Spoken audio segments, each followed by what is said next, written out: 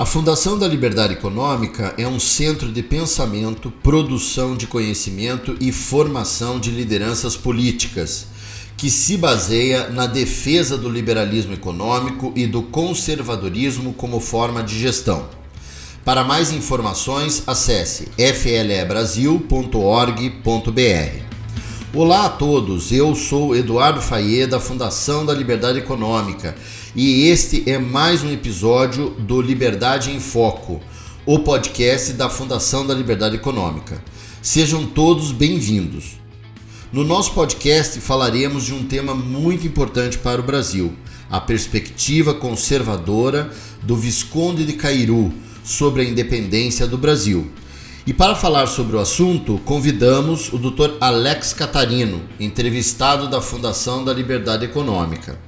Dr. Alex Catarino é historiador, professor de filosofia política, editor de livros e consultor empresarial.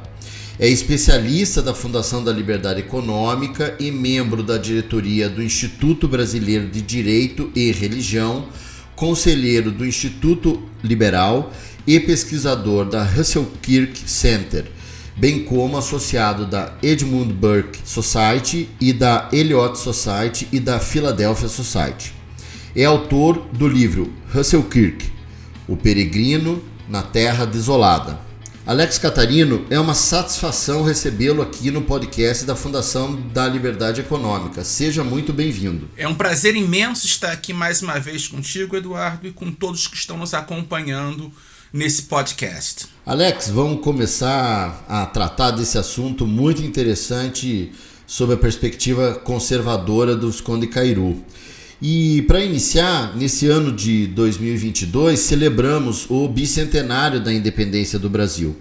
Você poderia falar sobre a importância de comemorarmos esse evento histórico? Bem, no 5º capítulo do livro A Política da Prudência, obra que já recomendei aqui diversas vezes, ao elencar 10 personalidades exemplares que influenciaram a sua disposição conservadora, o primeiro escolhido por Russell Kirk foi o advogado, estadista e filósofo romano Marco Túlio Cícero, que, nas palavras do conservador americano, deu a vida pela antiga Constituição Romana, tendo se tornado um modelo para todos que defendem a ordem constitucional.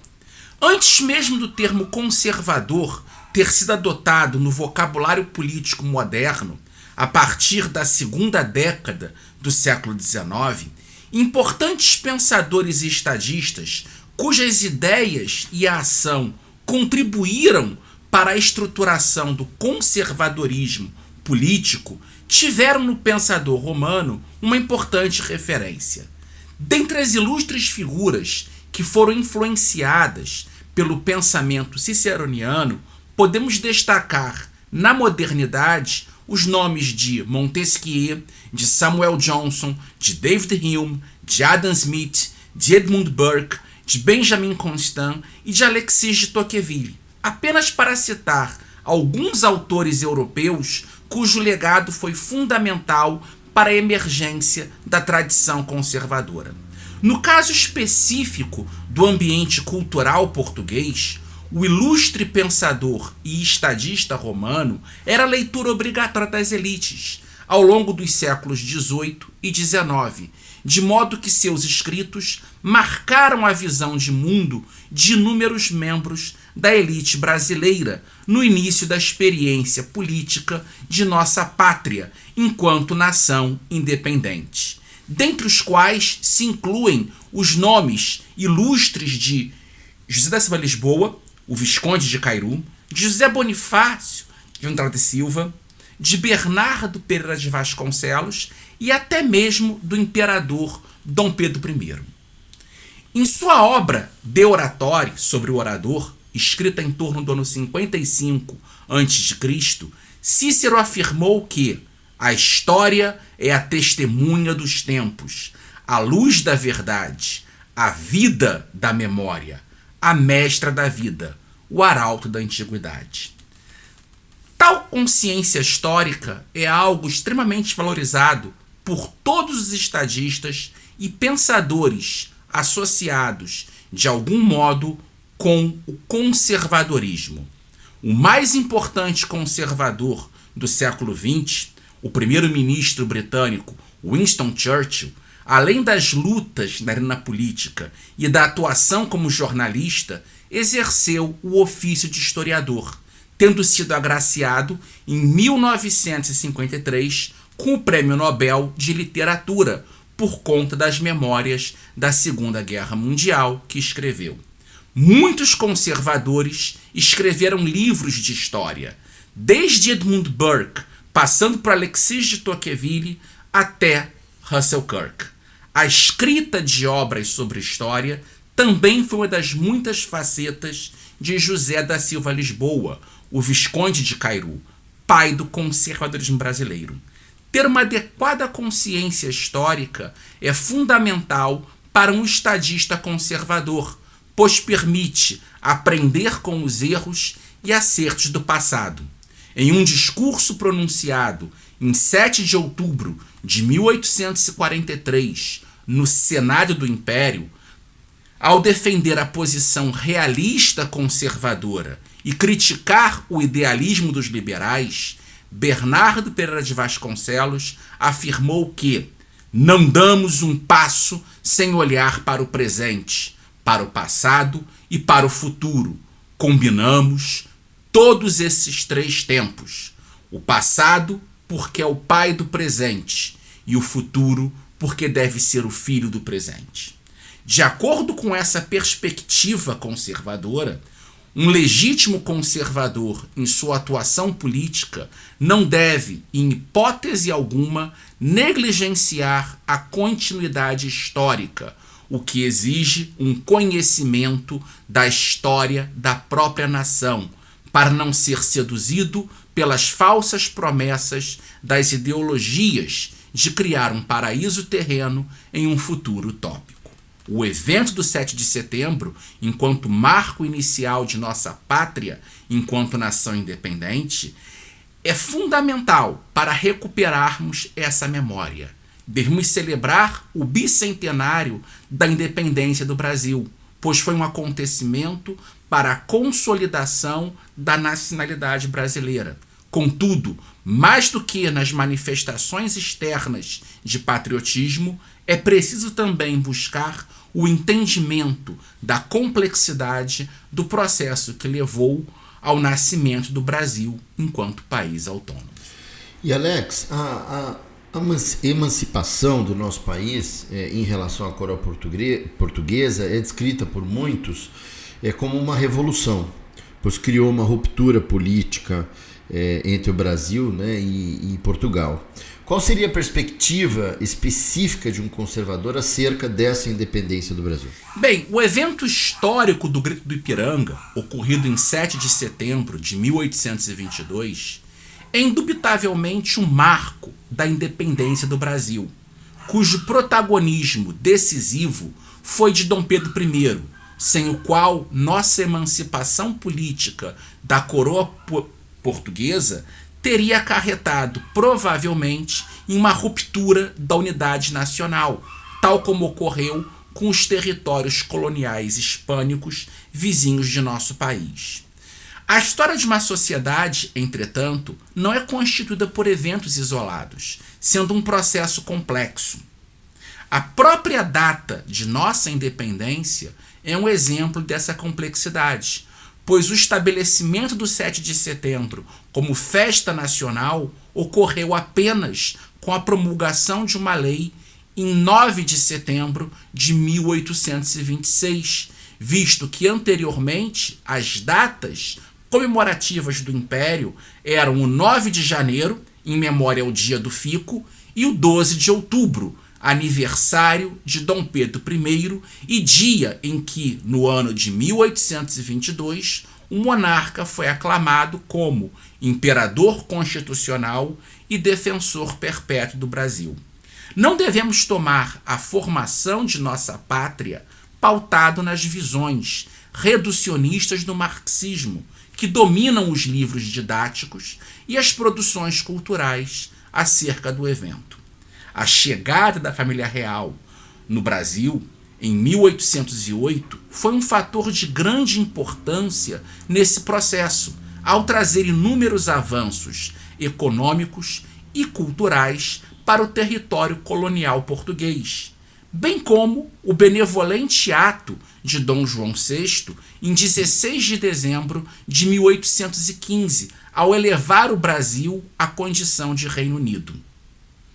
Em decorrência da Revolução Liberal do Porto, iniciada em 24 de agosto de 1820, a família real foi obrigada a retornar para Portugal. Entretanto, Dom João VI encarregou seu primogênito, o futuro Dom Pedro I, de permanecer no Brasil, com a função de regente. Dentre as reivindicações da Malta liberal revoltosa estavam o rebaixamento do Brasil à condição de Estado colonial e o retorno do príncipe regente para Lisboa.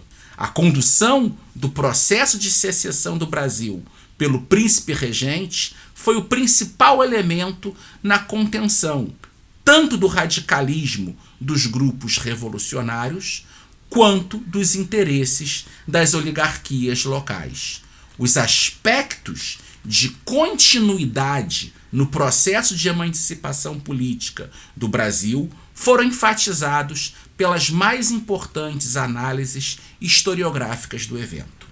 Dentre os diversos trabalhos sobre a temática, merecem destaque as análises elaboradas por Francisco Adolfo de Van Hagen, Visconde de Porto Seguro, no pioneiro trabalho póstumo História da Independência do Brasil, de 1916, por Manuel de Oliveira Lima, no clássico O Movimento da Independência, 1821-1822, de 1922, e finalmente por José Honório Rodrigues, nos 5 volumes de Independência, Revolução e Contra-Revolução, de 1972.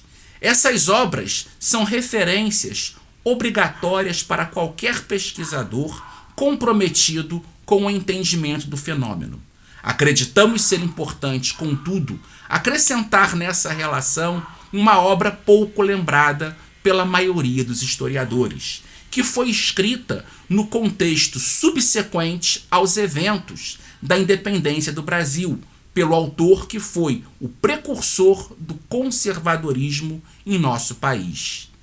Tratam-se dos 4 volumes lançados, respectivamente, nos anos de 1826, de 1827, de 1829 e de 1830, com o título História dos principais sucessos políticos do Império do Brasil, por José da Silva Lisboa, o Visconde de Cairu. E Alex, exatamente seguindo aí, eu gostaria que você falasse um pouquinho sobre a atuação, né, do Visconde de Cairu, que você acabou de citar, no contexto da independência do Brasil, bem como no trabalho dele como primeiro historiador desse acontecimento. Bem, a emergência do conservadorismo no Brasil está relacionada à divulgação por José da Silva Lisboa dos escritos do filósofo e estadista irlandês Edmund Burke e de outros pensadores europeus.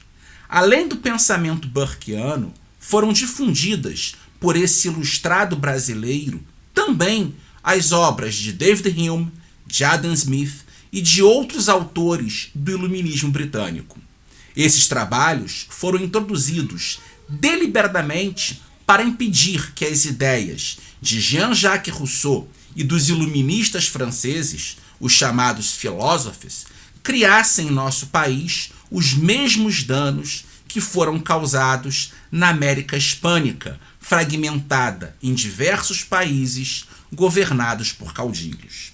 Não apenas como um teórico, divulgador de escritos de autores europeus e autor de reflexões próprias, mas também na atuação prática como responsável pela execução de reformas econômicas e jurídicas fundamentais no Brasil, ao longo de 4 décadas de vida pública, o moralista, economista, jurista, historiador, publicista e estadista baiano José da Silva Lisboa, futuro Visconde de Cairu, na condição de primeiro conservador brasileiro, foi um grande apoiador dos monarcas Dom João VI e Dom Pedro I, por ter uma percepção mais acurada que a maioria de seus contemporâneos, ao sustentar suas análises nos princípios conservadores burkeanos.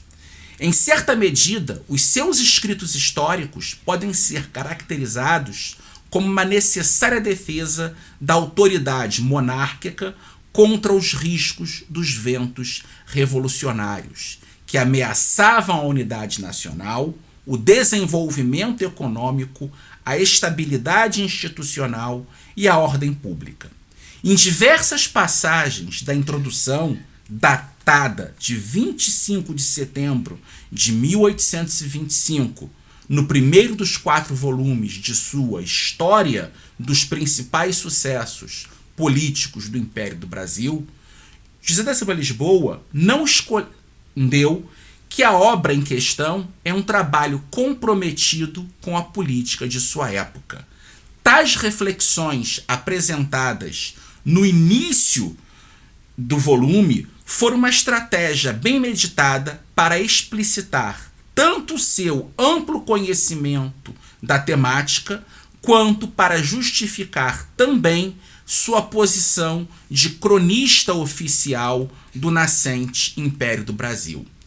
Tal análise histórica do Visconde de Cairu pode servir como um fármaco para as mazelas propagadas por algumas orientações conservadoras em nossos dias, que buscam defender modelos alienígenas, oriundos das experiências britânica ou americana, inadequados à realidade de nossa pátria.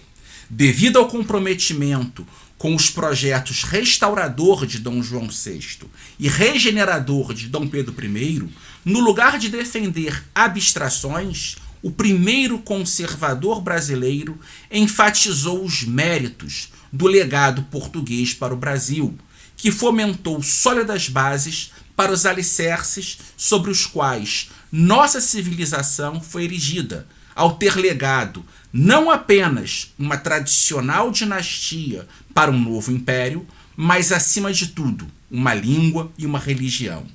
Ainda na introdução de História dos Principais Sucessos Políticos do Império do Brasil, após ter elogiado a atuação prudente de Dom Pedro I em todo o processo que culminou na independência e ter desaprovado a contumácia e soberba da malta liberal que em 1820 revoltou-se no Porto, denominando-os como arquitetos de ruínas por terem abalado com sorrateiras minas cabalísticas uma monarquia de perto de 800 anos, sendo por esse motivo os verdadeiros culpados da separação entre o Brasil e Portugal.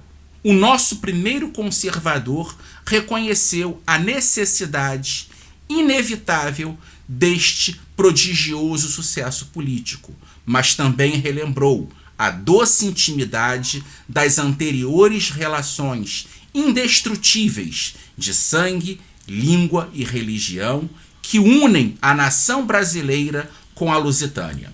Ao narrar os acontecimentos de 7 de setembro de 1822, no 4º volume da História dos Principais Sucessos do Império do Brasil, o autor adotou uma deliberada estratégia contra as duas facções liberais que atuavam no parlamento ou na imprensa durante um período.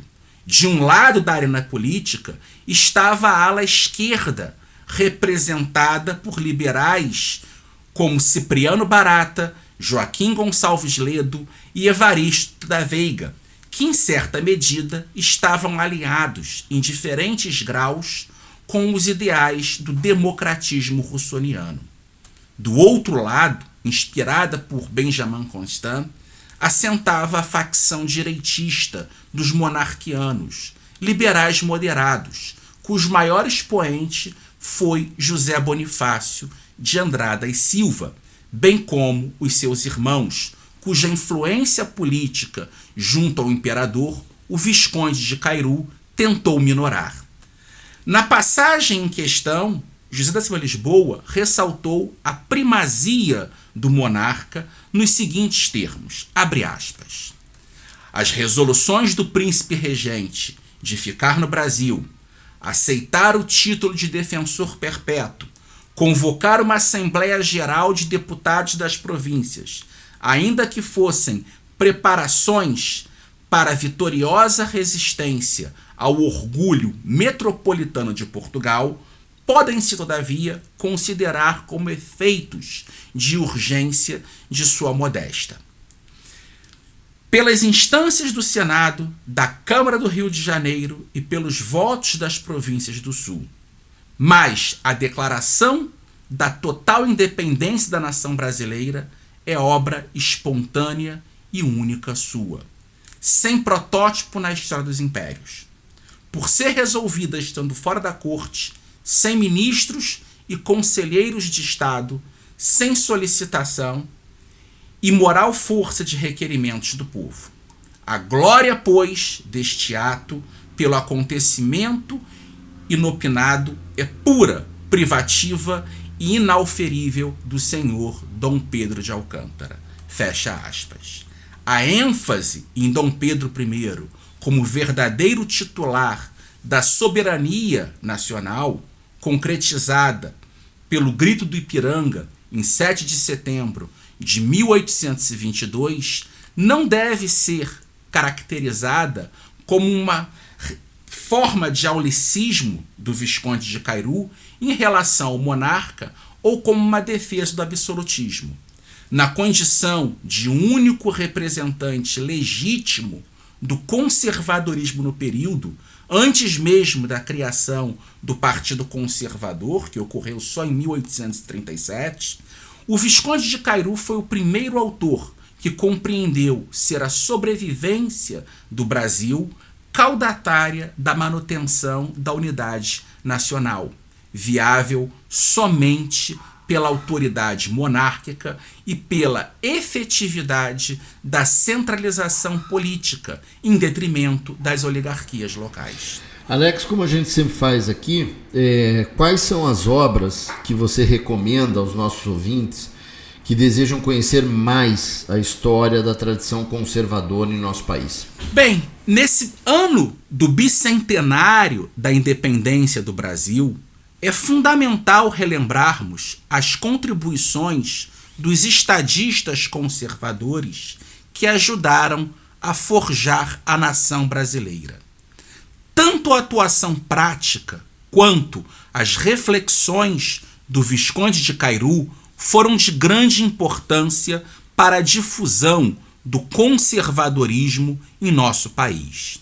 Além de uma coletânea de escritos desse importante estadista e ilustrado baiano, organizada e prefaciada por Antônio Penalves Rocha, que foi lançada em 2001 pela editora 34, como parte da coleção Formadores do Brasil, indicamos o livro José da Silva Lisboa, Visconde de Cairu, Itinerários de um Ilustrado Luso Brasileiro, de Teresa Cristina Kirchner, publicado em 2009 pela Alameda Editorial, em coedição com a editora da Pontifícia Universidade Católica de Minas.